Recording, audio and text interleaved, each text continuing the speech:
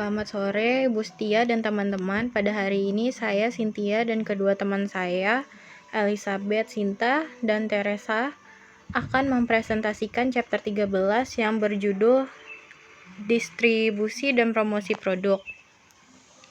Yang pertama itu ada distribusi channel dan market coverage.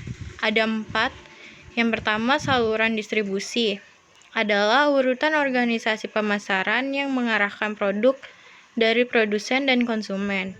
Yang kedua, perantara fungsional adalah perantara yang membantu mentransfer kepemilikan produk tetapi tidak mengambil hak atas produk.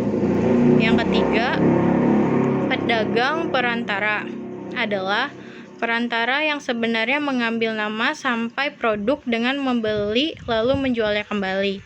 Yang ketiga, ada perantara, yaitu organisasi yang menghubungkan produsen dan konsumen dalam saluran distribusi.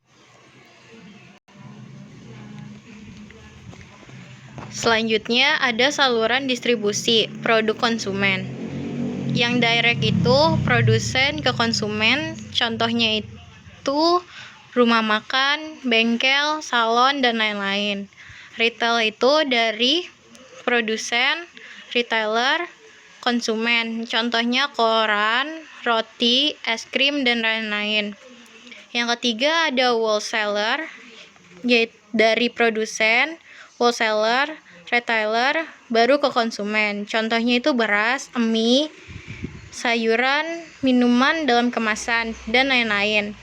Yang keempat ada agent atau brokers, itu dari produsen, agent, wholesaler, retailer, baru ke konsumen, contohnya itu barang impor.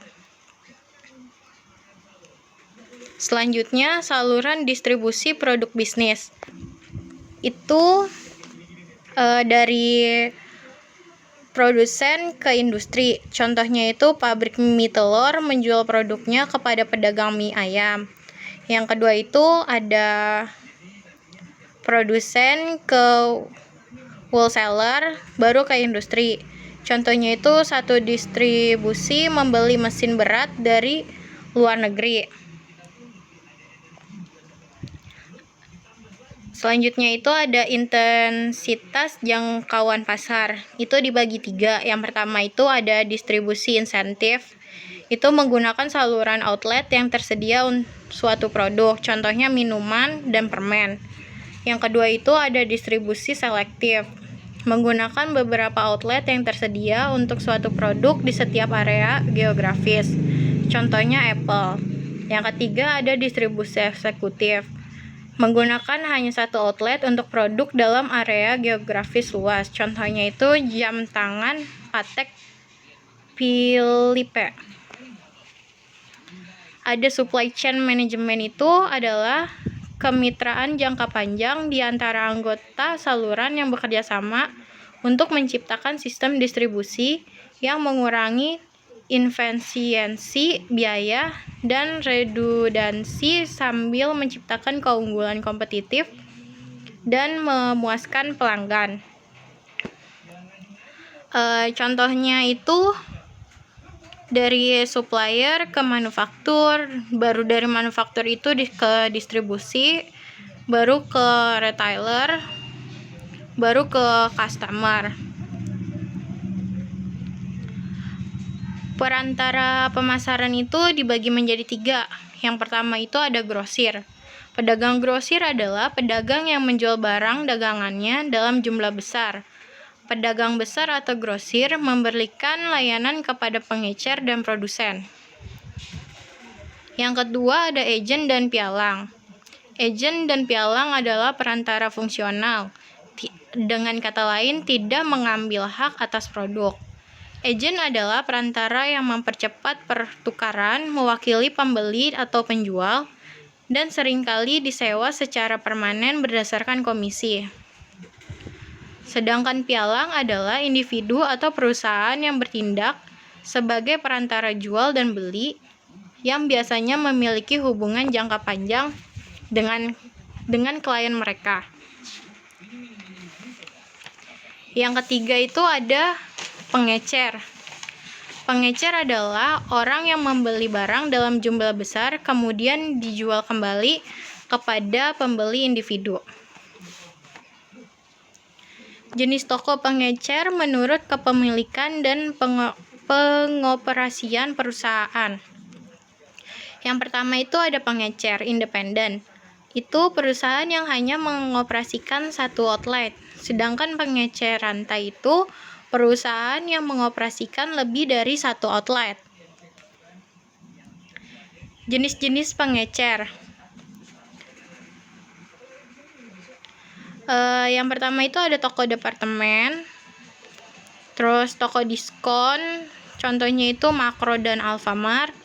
Supermarket itu contohnya Hero, Giant, Lotte Mart, dan lain-lain. Gudang showrooms itu contohnya IKEA. Toko serba ada itu contohnya Alfamart, Indomaret, Lawson, dan lain-lain. Superstore itu contohnya Walmart, Target, dan lain-lain. Klub gudang itu Wholesale dan Costco. Toko khusus itu contohnya toko sembako, buku, kue, dan lain-lain. Off-price retailer itu contohnya Stockwell dan Cosmo. Sedangkan kategori killers itu contohnya Home Depot, Toys R Us, dan lain-lain. Tipe pengecer non-toko. Yang pertama itu penjualan langsung. Penjualan langsung itu penjualan yang dilakukan pengecer dengan cara mendatangi konsumen. Contohnya jamu gendong, bakso, bakmi, dan lain-lain. Pemasaran langsung. Contohnya pertama ada telepon marketing, katalog marketing, direct response television marketing, television home shopping, pengecer online, dan mesin otomatis. Jenis pusat perbelanjaan. Yang pertama ada lifestyle center, yaitu mall, neighborhood center. Contohnya itu makanan, obat-obatan, peralatan rumah tangga. Yang ketiga ada community center. Contohnya supermarket dan variety store. Yang keempat regional center. Contohnya mall yang fokus untuk mencapai target 150 orang atau lebih. Selanjutnya ada distribusi fisik. Distribusi fisik adalah saluran proses aktivitas yang berhubungan dengan pergerakan produk dari produsen ke konsumen secara efisien. Itu ada 5 tahap. Yang pertama, manajemen persediaan, proses mengolah inventaris dengan segala cara untuk meminimalkan biaya inventaris, termasuk biaya penyiapan dan biaya kehabisan stok. Kedua, proses pemesanan, proses yang berhubungan dengan menerima dan persiapan pesanan pembelian pelanggan. Ketiga, pergudangan, kegiatan menerima dan menyimpan barang yang dipersiapkan untuk mengirim ke tujuan selanjutnya. Yang keempat, penanganan material, penanganan barang secara fisik yang sebenarnya di gudang serta saat transportasi. Yang terakhir ada transportasi, pengirim produk ke konsumen. Selanjutnya ada bauran promosi gambaran. Bauran promosi disebut bauran pemasaran komunikasi. Adalah kombinasi khusus metode promosi yang digunakan perusahaan untuk mencapai target pasar. Promosi sendiri adalah supaya untuk memberitahukan atau menawarkan produk atau jasa pada dengan tujuan menarik calon konsumen untuk membeli atau mengkonsumsinya. Penjualan pribadi. Yang pertama itu ada jenis pelayanan order getter. Seorang yang bertanggung jawab dalam mengambil pesanan konsumen dan menawarkan produk perusahaan kepada customer baru. Selanjutnya, ada 4 faktor utama yang dapat menjadi bagian dari campuran organisasi. Pertama, ada personal selling. Kedua, ada promosi penjualan, hubungan masyarakat, dan iklan. Iklan. Jenis iklan berdasarkan tujuan itu ada 3. Yang pertama, iklan dengan permintaan utama, iklan selektif permintaan, dan iklan institusional. Agensi periklanan. Agensi periklanan adalah perusahaan independen yang merencanakan, memproduksi, dan menetapkan iklan untuk kliennya. Penjualan pribadi, jenis pelayanan.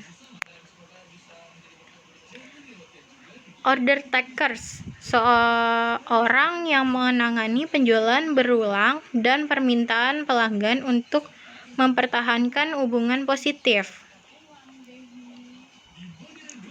Selanjutnya ada sales support personal, itu membantu dalam penjualan tapi tidak terlibat dalam menemukan prospek, mendidik pelanggan, membangun itikat baik untuk perusahaan, dan menyediakan layanan tindak lanjut.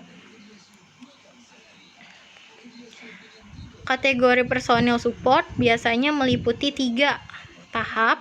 Yang pertama ada missionary sales response, yaitu sales yang umumnya menawarkan produk manufaktur ke customer. Yang kedua ada trend sales response, sales yang umumnya menawarkan produk pengelola makanan ke customer. Selanjutnya ada technical sales response, itu membantu customer saat ada kesalahan teknis. Selanjutnya ada proses penjualan pribadi. Proses penjualan pribadi sendiri adalah potensi lisan dalam pembicaraan dengan salah satu atau lebih calon pembeli untuk tujuan melakukan penjualan. Proses penjualan pribadi itu ada 6 tahap. Yang pertama ada tahap pencarian. Itu mengidentifikasi dan mengkualifikasikan calon pelanggan untuk mencari dan mengkualifikasikan maksudnya petunjuk sehingga tenaga penjual dapat memakai waktu dengan baik. Yang kedua itu mendekati prospek. Itu tenaga penjual harus belajar sebanyak mungkin tentang perusahaan, pelanggan, dan pembelinya. Yang ketiga itu membuat presentasi. Itu tenaga penjual menyampaikan kisah produk kepada pembeli menggunakan pendekatan fitur, keunggulan, dan manfaat dan nilai. Menjawab bantahan. Selanjutnya itu ada penutupan penjualan. Penutupan penjualan sendiri itu tanda penutupan dari pembeli meliputi tindakan fisik, pernyataan atau komentar, dan pertanyaan untuk membantu membeli dalam pembelian produk A atau produk B, dan membantu pemilihan warna dan lain-lain juga. Menindaklanjuti sendiri itu untuk memastikan kepuasan pelanggan dan terulangnya kerjasama. Metode promosi penjualan. Yang pertama ada potongan harga, kupon, sampel, premiums atau bonus, produk display, pameran, tunjangan pembelian, dan iklan kooperatif. Tujuan promosi penjualan itu sendiri untuk menarik pelanggan baru, untuk mendorong uji coba produk baru, memperkuat penjualan mereka yang matang, meningkatkan penjualan ke pelanggan saat ini, untuk memperlancar permintaan pelanggan. Hubungan masyarakat sendiri itu adalah serangkaian kegiatan komunikasi yang digunakan untuk menciptakan dan menjaga hubungan baik antara organisasi dengan berbagai kelompok publik, baik internal maupun eksternal.